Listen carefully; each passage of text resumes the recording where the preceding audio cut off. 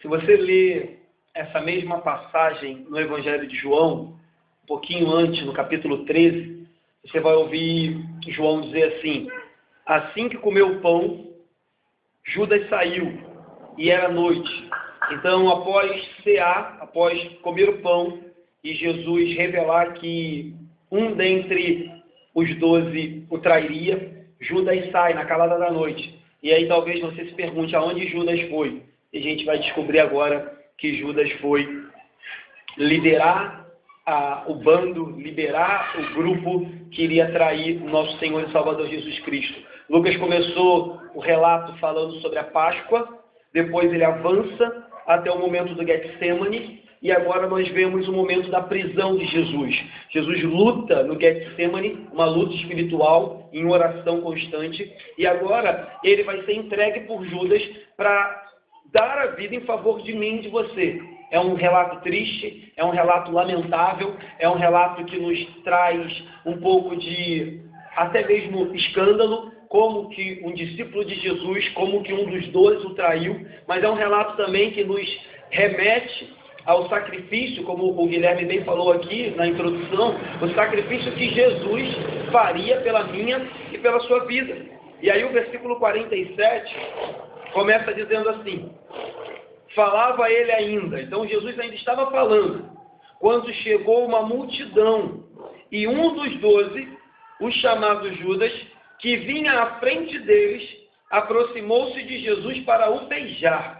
Então Jesus ainda estava falando com os discípulos, quando de repente Judas vem liderando uma multidão. Como eu disse, a trama estava já planejada, o acerto de contas já havia sido feito, o tratado entre Judas e os traidores já estava combinado. Contudo, agora bastava pegar Jesus, bastava colocar a mão em Jesus, e Judas sabia que Jesus tinha o costume de orar no Getsemane. Falei aqui na semana passada, qualquer um de nós, se chegasse para qualquer um de nós e dissesse: olha, cuidado, porque fulano está querendo tirar a sua vida, ou aquela rua está perigosa, você não passaria por lá. Jesus, mesmo sabendo que Judas iria traí-lo, ele vai para o Getsemane orar, como fazia constantemente nas noites de oração. E de repente, quando ele ainda conversava com seus discípulos, o traidor chega juntamente com um bando para pregar Jesus. Aquele homem que era um discípulo de Jesus, agora se torna um miserável vendedor de Jesus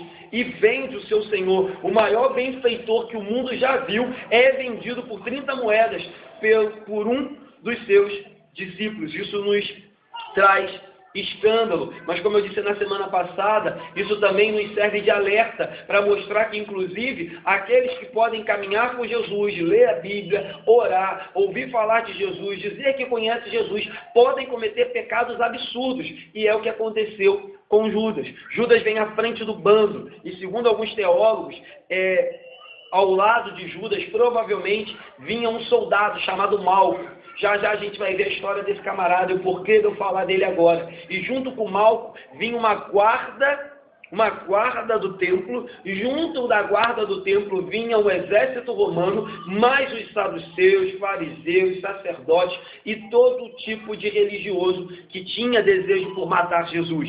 O exército de Roma estava ali com o intuito, evitar que houvesse uma rebelião e prender Jesus na calada da noite, sem que houvesse qualquer tipo de manifestação dos discípulos de Jesus. Então eles chegam na calada da noite. O evangelista João, o apóstolo João e o apóstolo Mateus, na sua carta, vão trazer mais detalhes e vão dizer que eles vêm com espadas e capacetes para prender o príncipe da paz. Eles vêm com tochas e lanternas, porque era noite, não tinha poste de iluminação pública, para prender a luz do mundo. Eles vêm na traição para prender aquele que voluntariamente daria sua vida em favor dos pecadores. Em vez de recebê-lo, em vez de aceitá-lo, estavam traindo, matando e crucificando. Você vê que contraste. Porretes e espadas para o príncipe da paz. Luz e lanternas para a luz do mundo. Não viam porque não queriam, não viam porque o coração estava imerso em pecado e gostavam do pecado no qual viviam, preferiam as trevas do que a luz. É isso que o texto nos diz. Versículo 48 diz assim: Jesus, porém, lhe disse, Judas, com um beijo, traz o Filho do Homem? Possivelmente, o ósculo, o beijo, fosse a maneira pela qual as pessoas cumprimentavam os mestres, os rabis. Jesus era conhecido como um mestre, como um rabi. Uma coisa é certa, o beijo, inclusive na nossa cultura, sempre foi um sinal ou um simbolismo de amizade, de afeição, de comunhão, de relacionamento. Um beijo, um ósculo sempre foi assim entendido entre familiares, entre amigos, entre irmãos em Cristo Jesus. Mas você vê algo que é o símbolo de uma amizade, símbolo de reconhecimento, símbolo de gratidão, que é um beijo, é o símbolo que é utilizado pelo traidor para identificar que ele iria trair Jesus no meio da escuridão. E aí Jesus, ele não passa a mão na cabeça de Judas, ele não impede Judas de cometer o ato que estava cometendo, mas Jesus dá nome aos bois. Ele diz: olha, Judas, é com um beijo que você vai trair o Filho do Homem, é isso mesmo? Você vem para me beijar, mas o intuito desse beijo é me trair. No Evangelho de Marcos, no capítulo 14, no versículo 44, Judas diz assim, ou melhor, Marcos diz acerca de Judas: ora, o traidor tinha-lhes dado esta senha: aquele a quem eu beijar é esse, prendei-o e levai-o com segurança. Então estava tudo combinado, tudo planejado já com o bando, que aquele a quem Judas beijasse era Jesus. E aí, outra coisa que nos chama a atenção: se foi necessário um beijo, primeiro, estava muito escuro, como eu disse, não tinha iluminação pública. Segundo, se foi necessário um beijo para identificar Jesus, ele se vestia, ele parecia e ele andava muito igual aos seus discípulos. Porque foi necessário um beijo, ou seja, Jesus não era louro de olhos azuis. Jesus não se vestia de forma diferente dos demais membros, vou botar entre aspas, da sua igreja. Jesus não se destacava como alguém diferente no meio dos seus discípulos. Mas ele era mais um no meio dos seus discípulos. E aí a gente lança por terra essa teologia ou essa doutrina de que Jesus era louro de olhos azuis e de que ele não se parecia com os seus discípulos. Então, provavelmente, Jesus tinha, sim, as características de um judeu da sua época. Tanto é, assim, que foi necessário um beijo para distingui-lo dos demais apóstolos. A resposta de Jesus, como eu disse, é evidente de que, mesmo naquele momento de dor, de tristeza, de decepção devido à traição, ele tinha em si, no seu coração, o desejo de admoestar Judas. Ele diz: Judas, vai me trair por um beijo, é isso mesmo? Era como se ele estivesse dizendo para Judas: Judas, olha só, a culpa é só sua. Se você quiser, Judas, não há necessidade do negócio dele. A culpa é unicamente sua, a decisão, a escolha é unicamente sua. Como eu preguei aqui há pouco tempo atrás, a responsabilidade é pessoal. Ainda que Deus, o Pai, houvesse determinado que o Filho de Deus havia de ser traído e que ele haveria de morrer em mãos iníquas, Judas, a decisão foi tua.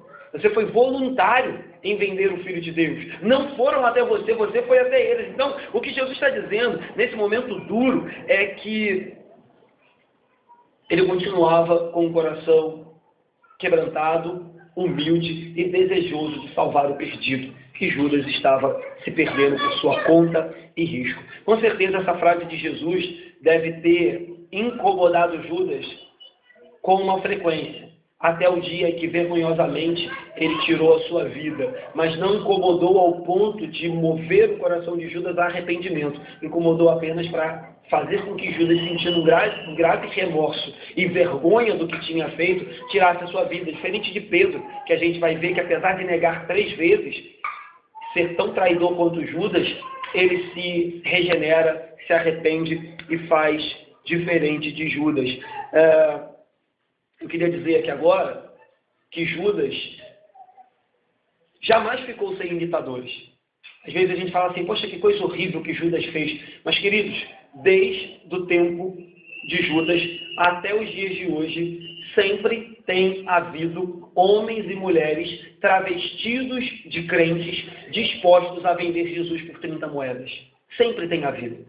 Sempre vai haver. E até que Jesus volte, a gente tem que se guardar para que nós não sejamos também um dos traidores. para que nós também não venhamos a negar o nosso Senhor e Salvador Jesus Cristo, para que nós também não venhamos a negociar as verdades que aprendemos pelo nosso Senhor. Então, o exemplo de Judas, infelizmente, surtiu efeito. A semente de Judas, que a gente diz, né, que capim nasce, não precisa fazer nada, tem se multiplicado, e nos dias de hoje, com mais força. A traição, queridos, é uma das atitudes mais abomináveis e desprezíveis que um ser humano pode cometer. O traidor, ele se faz de inofensivo. O traidor, ele traz mel nos lábios, mas veneno no coração. O traidor, ele coloca uma capa de ovelha, mas por dentro é um lobo travestido de ovelha. E aí talvez você possa pensar em traição nas relações interpessoais, e realmente relações entre familiares, entre amigos, entre parentes, é também desprezível, abominável, repugnante. Mas eu queria te chamar a atenção para uma traição ainda maior, e que às vezes a gente comete, que é trair o meu e o seu Senhor. É trair Jesus com as nossas palavras, com as nossas atitudes, com os nossos pensamentos. É trair Jesus com a nossa inconstância. É trair Jesus com o nosso pecado. É trair Jesus com a nossa vida que nem sempre glorifica o nome dele.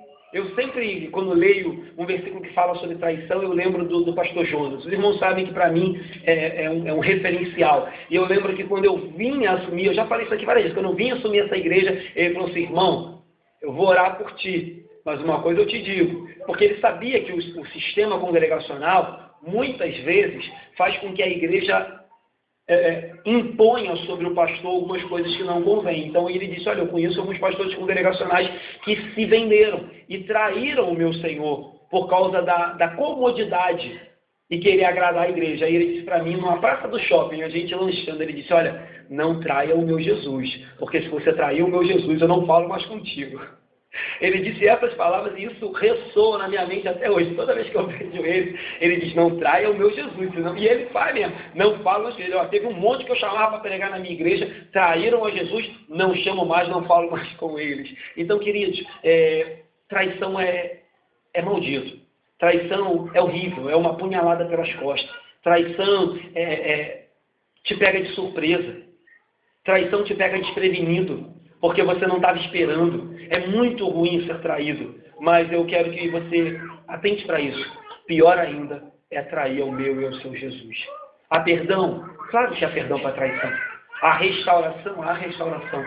Mas, se possível, meus irmãos, vigie. Não traia o seu Senhor. Não traia o seu irmão. Não traia a família que você tem. Não traia o seu corpo de Cristo. Não traia as pessoas, porque traição é coisa maldita. Certo? Vamos seguir? Versículo 49 diz assim: os que estavam ao redor dele, vendo o que ia suceder, perguntaram: Senhor, feriremos a espada? E agora os 11 já estão junto de Jesus. Lembra que Jesus foi até o alto, no Getsemane, com 3, Pedro, João e Tiago.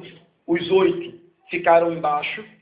Os 3 que estavam lá em cima também dormiram. Provavelmente os 8 também dormiram. Quando os 11 percebem o que estava acontecendo, eles viram para Jesus e dizem: Senhor, podemos pegar a espada e reagir? Lembra que eu preguei semana passada que Jesus falou para eles comprarem espadas e eles entenderam literalmente que era para comprar espada, uma arma. E aí agora eles falam: é agora, Jesus, que é para usar a espada? Ou seja, fica claro aqui que eles não entenderam o versículo 36 ao versículo 38 desse capítulo.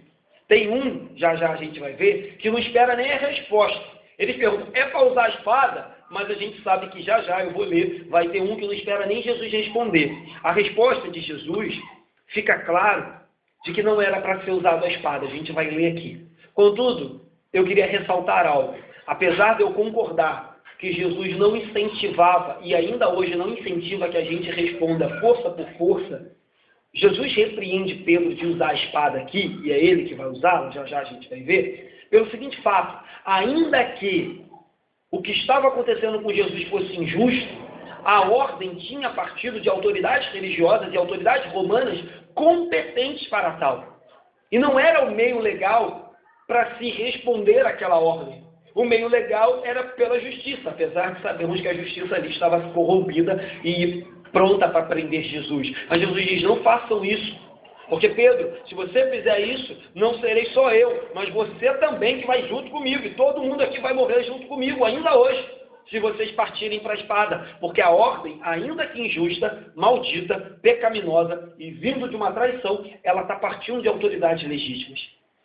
Os sacerdotes são autoridades. O Império Romano é uma autoridade. E se eles me mandaram prender, eu vou voluntariamente. Então, é isso que Jesus diz. E aí no versículo 50, vamos ler, diz assim: um deles, a gente sabe com base no Evangelho de João, que é Pedro, um deles feriu o servo do sumo sacerdote, cortou-lhe a orelha direita. Então Pedro, como sempre, não espera nem mesmo a resposta. Ele pergunta: Senhor, é para usar a espada? Pedro não espera nem a resposta. Ele já desce a espada na orelha do Malco, que eu falei no início. A gente vai descobrir que o nome dele é Malco lendo o Evangelho de João. João diz que o nome dele era Malco. E eu falei na semana passada que daqui a pouco, quando Pedro estiver dentro do Sinédrio, familiares de Malco vão dizer: olha, esse aí, ó, estava com eles. Inclusive cortou a orelha do parente meu. E aí Pedro, a gente sabe o que vai acontecer. Ele vai recuar e vai negar. Então, Pedro não entendeu o que Jesus havia dito, e aí ele voluntariamente mete a mão na espada e decepa a orelha de Malco. Talvez João seja o único que tenha colocado o nome de Pedro, porque João foi o último evangelho a ser escrito. João já escreve lá na ilha de Patmos, mais ou menos no ano 100 depois de Cristo. João foi o apóstolo que morreu de velhice. E por que João foi o único que botou o nome de Pedro? Porque Pedro provavelmente já tinha morrido, e aí ele não poderia ser penalizado pelo que ele fez. Então, se João, se Marcos, Lucas e Mateus colocam o nome de Pedro, e essa carta começa a rodar, o Império Romano fala: ah, foi Pedro que fez isso? Então vamos pegar Pedro e vamos matá-lo também, porque ele tentou matar o soldado Malco. Então João coloca o nome de Pedro, porque provavelmente na época que João escreve, Pedro já havia morrido, e aí não dá para punir quem já morreu, né? Provavelmente, Pedro também, além de ser impulsivo, ele foi movido por algo que só João conta. Teve um momento muito interessante, talvez Pedro tenha entendido essa atitude de Jesus como um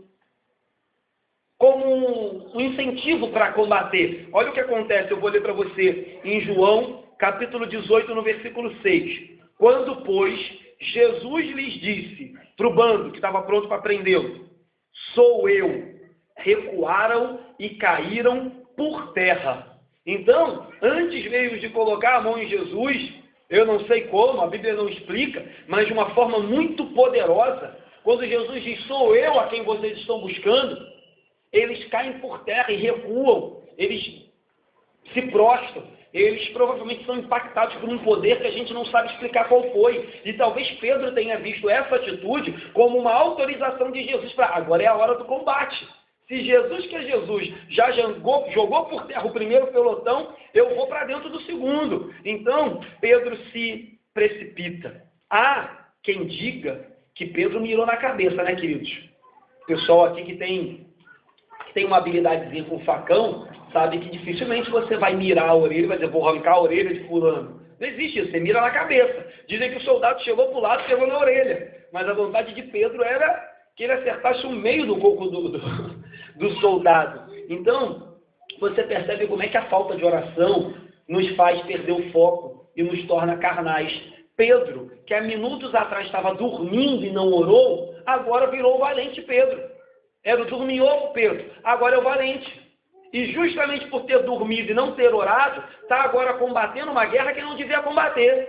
Está usando armas que não devia usar. Está se precipitando quando Jesus não mandou ele fazer nada daquilo. Então, por isso que é importante a gente orar. E aí, repito, se Jesus não tivesse curado o Malco, a gente vai ver agora, Jesus vai curá-lo, com certeza, Pedro e talvez até outros dos apóstolos que ali estavam, teriam naquela noite sido levados, mortos e crucificados. Talvez, em vez de três cruzes, haveriam 4, 5, 6, por causa da atitude impensada de Pedro, porque estava dormindo quando deveria estar orando. Então, às vezes, a gente faz isso também. Ninguém é perfeito, queridos. A gente sabe que discussão acontece, desentendimento acontece, a gente erra no falar, a gente erra no pensar, mas a maioria dos problemas que acontecem no seio da igreja, a maioria dos problemas que acontecem na nossa casa, a maioria dos problemas que acontecem na nossa vida, acontecem porque a gente dorme na hora de orar. E não estou dizendo literalmente, tá, querido? Não tem problema você orar e pegar no sono. Eu estou dizendo que a gente negligencia a oração. a gente é fraco na oração, a gente é frouxo na oração, e aí na hora de combater, a gente combate errado, na hora de falar, a gente fala o que não deve, na hora de agir, a gente age sem pensar, na hora de lidar com as pessoas, a gente age de forma errada, porque na maioria das vezes, nós dormimos, não vigiamos, não guerreamos a luta espiritual e queremos ir para a luta carnal. E aí a maioria dos problemas acontecem no seio da igreja, na nossa família, na nossa vida, porque a gente faz como Pedro, dorme na oração e depois acha que é valente. Então cuidado com isso, cuidado. Graças a Deus que a própria Bíblia diz que Ele intercede por nós, mas não deixe de orar, não deixe de combater o bom combate, para que você não venha a ser como Pedro. O versículo 51 vai dizer assim: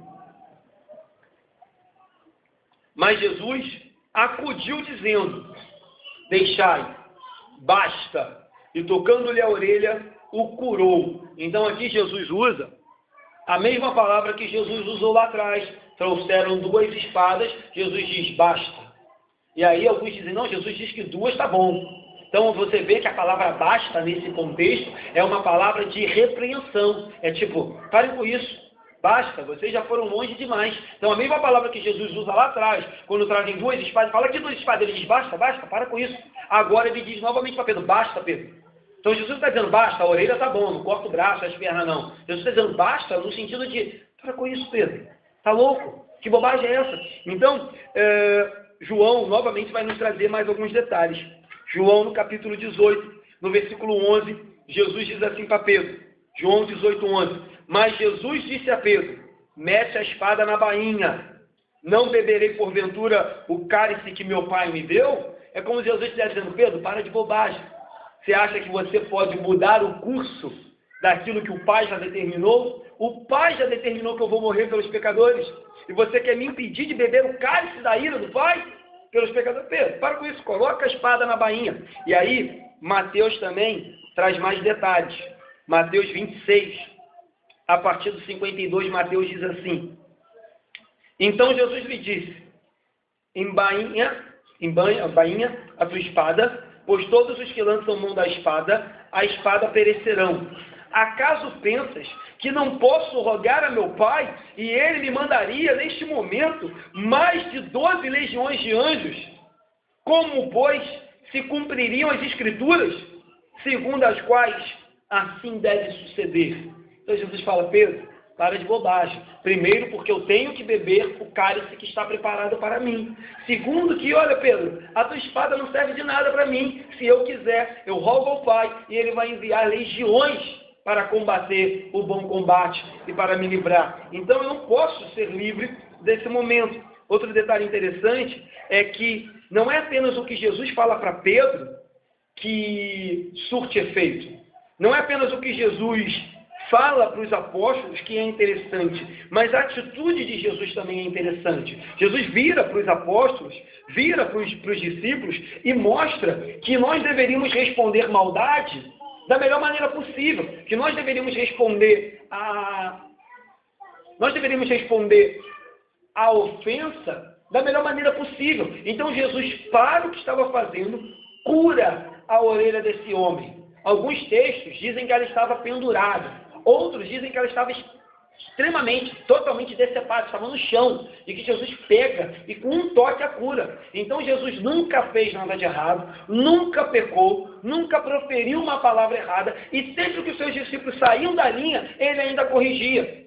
Jesus nunca deu brecha para que contra ele fosse usado nenhum tipo de acusação. E aqui mais uma vez a gente percebe Jesus indo à frente. E aí a gente percebe isso também no seio da igreja. A igreja contém muitos erros, a igreja evangélica contém muitas falhas, mas uma coisa eu tenho certeza, a igreja de Cristo, o corpo de Cristo, a igreja invisível de Cristo, aquela que é sem mácula, sem mancha, lavada e gemida pelo sangue do Cordeiro, ela não falha, ela não erra, ela não é derrotada. Podem algumas igrejas hereges surgirem, algumas igrejas fecharem as portas, algumas igrejas se venderem para o dinheiro, mas saiba, queridos, a igreja de Cristo não perde nenhuma batalha, porque é Ele que guerreia as nossas batalhas. Ainda que nós venhamos a errar, Ele corrige, porque Ele é o Senhor dos exércitos e o dono da igreja. Então, infelizmente, a igreja tem cometido alguns erros, mas Jesus tem cumprido a sua missão, tem operado milagres, tem feito com que o Evangelho seja poderoso e que o reino de Deus seja expandido por toda a face da terra. Não de acordo com as nossas qualidades e com o nosso poder, mas de acordo com aquilo que Ele faz por nós constantemente à destra do Pai. Então a igreja é vitoriosa porque Cristo é vitorioso. A igreja é bela porque Cristo é belo. A igreja é santa porque Cristo é santo. A igreja ela é operosa porque Cristo é operoso. A igreja ela é missionária porque Cristo fez missões primeiro. Ou seja, nós só somos alguma coisa porque Cristo é alguma coisa. E ai de nós se aquilo que somos não for com base nos méritos dele. Porque se for com base nos nossos méritos, meu irmão, a gente não vai nem na esquina. Nem na esquina. Mas Cristo opera poderosamente por meio da igreja. Vamos seguir? 52 e 53 para a gente caminhar para o final. Então, dirigindo-se Jesus aos principais sacerdotes. E aí você percebe quanta gente tinha aqui. Principais sacerdotes, capitães do templo e anciãos que vieram prendê-lo, disse: saístes com espadas e porretes como para prender um salteador, um bandido, um criminoso? Diariamente, estando eu convosco no templo, não pusestes as mãos sobre mim. Esta, porém, é a vossa hora, e o poder das trevas, Então, queridos, Jesus agora se volta para a multidão. Você percebe que tinha muita gente. E Jesus diz: olha, vocês são covardes. Vocês são covardes. Vocês são traidores. Vocês não tinham motivo de fazer isso na calada da noite. Vocês não tinham motivo de, no dia de hoje, o dia da Páscoa, o dia da ceia, uma noite santa, uma noite que a gente consagra ao nosso Deus, vocês não tinham necessidade de fazer isso. Todo dia eu estou no templo, todo dia eu estou ensinando, todo dia eu estou caminhando entre vocês. Por que vocês não me pegaram à luz do dia? Por que vieram na calada da noite? Todo dia eu estou aí andando. Ou seja, vocês são covardes. Vocês são filhos das trevas. Vocês andam na noite. Vocês agem pelas costas. Isso não há necessidade. Então Jesus diz: olha, vocês estão aí com um exército, com armas contra mim, como se eu fosse um rebelde, um bandido, sendo que vocês sabem que eu sou um profeta pacífico. E poderiam a qualquer momento, se um crime eu tivesse cometido, me prendido. Mas não foi isso que vocês fizeram. Não foi isso que vocês fizeram. Então é um absurdo. Então Jesus, de forma mais uma vez sutil, mas verdadeira, ele está dizendo: arrependam-se. O Cordeiro de Deus está aqui. Eu continuo buscando o perdido. Eu continuo buscando as ovelhas que estão perdidas. Eu continuo dando oportunidade para que os pecadores se arrependam. Depende de vocês. Se arrependam dessa atitude maldita de vocês. Mas eles permanecem convictos daquilo que estavam fazendo. Não ouvem a repreensão de Jesus e dão sequência no seu plano maligno. Lucas nos informa ainda no finalzinho que essa era a hora e esse era o momento do poder das trevas. Lucas termina dizendo assim: esta, porém, é a vossa hora e o poder das trevas. Lucas nos mostra que a hora determinada pelo Pai havia chegado.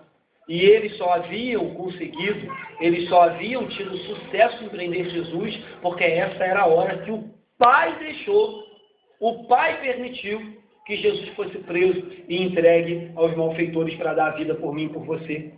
Se não fosse o Pai, eles não teriam conseguido. Um bispo anglicano diz que Jesus encara sozinho os seus inimigos. Ele diz que sozinho Jesus vai sofrer. Ele diz que sozinho Jesus vai ser acusado. Ele diz que sozinho Jesus vai dar a sua vida por nós, para que eu e você nunca mais nos sentíssemos sozinhos. Compreende isso, queridos? Ele diz: sozinho ele vai ser traído, sozinho ele vai ser açoitado, sozinho ele vai ser escarnecido, sozinho ele vai ser acusado, ninguém vai ficar do lado dele, sozinho ele vai morrer na cruz, porque inclusive ele vai dizer: ó Pai, por que me abandonaste? Mas ele morre sozinho, sofre sozinho, enfrenta os inimigos sozinho, para que eu e você nunca mais nos sentíssemos sozinhos. Para que nós soubéssemos que dentro de nós sempre vai habitar o Santo Espírito de Deus. Independente do que tivéssemos ou estivermos passando, Ele sempre estará ao nosso lado, pronto para nos acudir, nos ajudar. Ele vai sozinho, para que eu e você não fiquemos sozinhos. Meus irmãos, após a crucificação de Jesus, vem a ressurreição.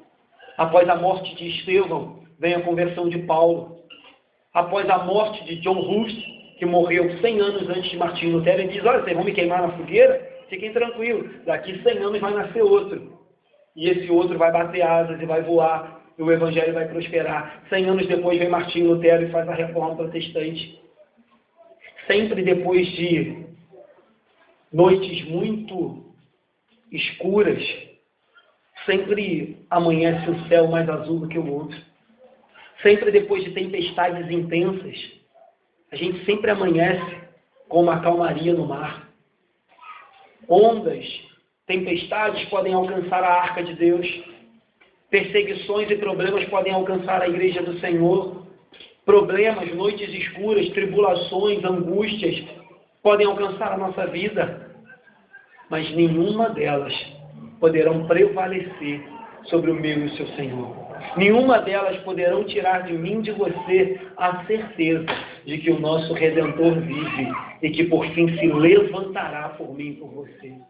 Lucas diz, essa é a hora do poder das trevas, mas daqui a pouco, ao terceiro dia, o poder de Deus se manifestará e o nosso Senhor ressuscitará. Então, meus irmãos, não se deixe abater, não se deixe levar, não se deixe subjugar pelos momentos que você tem vivido ou que nós temos vivido. Eles têm dia, hora e momento para acabar, porque o meu e o seu Senhor é poderoso para fazer muito mais do que uma noite escura, uma tempestade, uma tribulação possa fazer contra a nossa vida. Vou terminar, fazer 3 aplicações. A primeira aplicação, queridos, ela é bem dura, mas bem necessária. O pior dos pecados, atente para isso, tá? Porque qualquer um de nós, inclusive eu, pode cair nisso. O pior dos pecados, o mais maligno dos pecados, pode ser mascarado por uma falsa piedade. O maldito do Judas estava traindo Jesus com um beijo. Era o maior pecado que já foi visto na face da terra, mascarado de um beijo. Então, cuidado. A gente pode mascarar pecados com uma falsa santidade. Pessoas podem mascarar desejos malignos por uma falsa piedade e santidade. Então, cuidado. Primeiro, cuidado consigo mesmo, mas depois também cuidado com aqueles que arrotam muita santidade, mas podem estar por trás mascarando os piores pecados que um ser humano pode cometer. Há pouco tempo atrás, eu comentei aqui na igreja que foi denunciado não, né? Vazou na internet que uma cantora gospel muito famosa estava tendo relações sexuais fora do casamento, né? E que, além de tudo, ela estava viciada em maconha. E foi seu próprio namorado que gravou ela comprando e pedindo maconha para depois chantageá-la.